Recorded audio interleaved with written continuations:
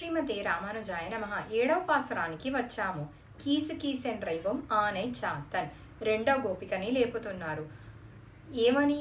ఓ పిచ్చిదానా, కీచు కీచుమని భరద్వాజ పక్షులు కూయిచున్నాయి కదా, నీకు వినబడట్లేదా? శ్వాసలు వెదజల్లు కేశములు గల గోపికలు తెల్లవారుజామున్నే చిలుకుచున్న పెరుగుధ్వనిని నీకు వినలేకపోతున్నావా?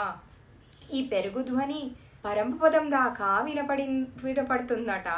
ఓ నాయికమణి, కేశవుని గుణ కీర్తనము చేస్తున్నాము. నీవు దీన్ని వినైనా నిద్రలేచి రావాలి కదా. చక్కటి తేజస్తో ఉన్న దానివే, లేచి తలుపు తీయమ్మా అని అంటుంది. ఇక ప్రశ్న ఉత్తరాలకి. తైరరవం అంటే ఏంటి? పెరుగు చిలుకున్నప్పుడు వచ్చే ధ్వని.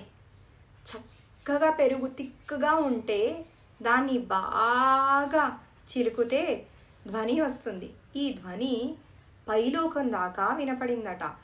ఈ ధ్వని కృష్ణుడికి ఎంతో ఇష్టం. ఈ పాసురం వలన రోజు పెరుగుని చిలుకు చెయ్యాలి అని అంటారు. పెరుగుని మజ్జిగ చేసి తాగడమే మన పూర్వులందరూ చేశారు. కృష్ణుడికి కూడా ఈ శబ్దం ఇష్టం, అందుకని మనం చెయ్యాలి.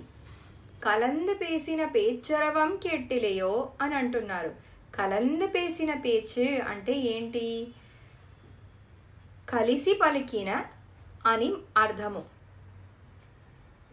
ఈ పదము మన సంప్రదాయం, శ్రీ వైష్ణవ సంప్రదాయంలో చక్కటి వైభవాన్ని తెలియచేస్తుంది. ఏమని? ఈ సంప్రదాయములో పెద్దలు ఎవరైనా ఏ కాలములో అవతరించినా అందరి శ్రీ సూక్తులు పరస్పర విరుద్ధము కాకుండా ఒకే రీతిగా అనుగ్రహించబడినది. ఇది పెరుమాళ్ల దయ కాకపోతే ఏంటి? ఇది సంప్రదాయంలో గొప్పటి విషయం. పేసిట్రే పేసం ఏకకంఠర్గళ్ అని అంటారు.